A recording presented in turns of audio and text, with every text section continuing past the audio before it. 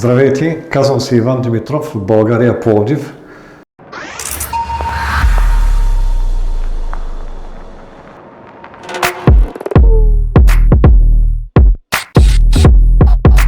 Доверих се съвсем откровено и чисто към клиника Visual Estet.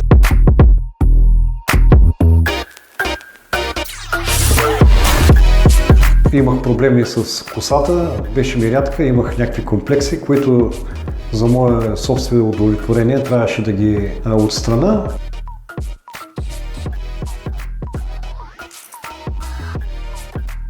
И така доверих се на тази клиника и съм страшно доволен с вниманието, с отношението към мене.